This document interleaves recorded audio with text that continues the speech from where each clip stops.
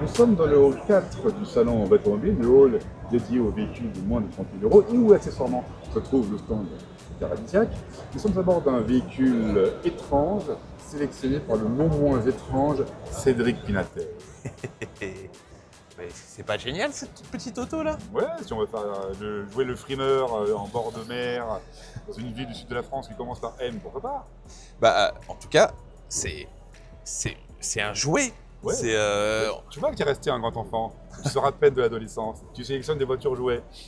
mais on parle de Méhari, de tous ces trucs-là pour les voitures de plage, etc. Mais honnêtement, mais ça c'est au-dessus de tout ça. C'est beaucoup plus original que Minari, ça faut reconnaître. Ben, moi, ce qui m'étonne, c'est que c'est une toute petite voiture.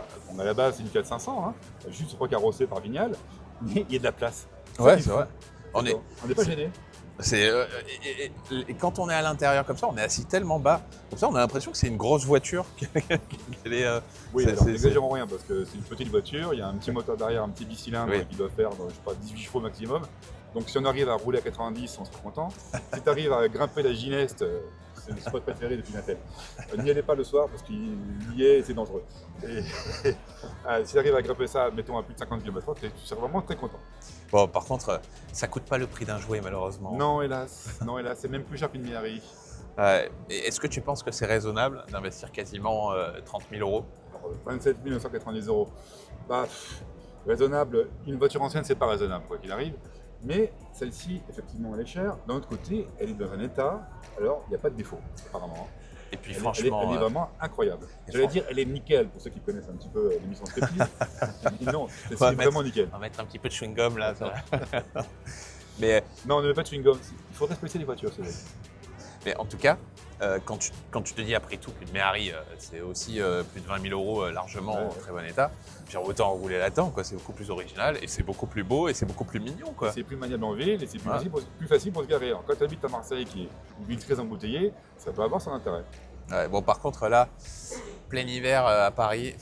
Il faut être bien couvert, quoi. Hein. Soit dit, moi, le soir, j'ai fait une petite virée en Bugatti, on n'était pas tellement couvert. C'est vrai. Et ça allait, hein. Bon, ceci, ça a l'air plus facile à conduire quand même. Oui, parce que la boîte est quand même partiellement synchronisée. Une Fiat 500, mine de rien, c'est une bonne voiture. Les gens ont un peu oublié, mais c'est une voiture sérieusement conçue et qui tient bien la route, étonnamment. C'est précis, c'est comme un petit karting, tu vois. Et du coup, tu te verrais pas avec moi en balade sur une jolie route provençale un soir, tous les deux? Comment dire, c'est-à-dire que non. Je préférerais... non, j'ai peur quand tu fais ça. Ah, c'est dommage, je trouvais que tu veux m'attirer à l'écart pour abuser de moi et m'attaquer avec tes amis de la mafia marseillaise, c'est ça? Non, écoute, je m'en vais. Au secours, comment dire, à l'aide? Non, ça va pas, j'arrive pas à sortir. Arrête de filmer, arrête de filmer. Ah. J'arrive.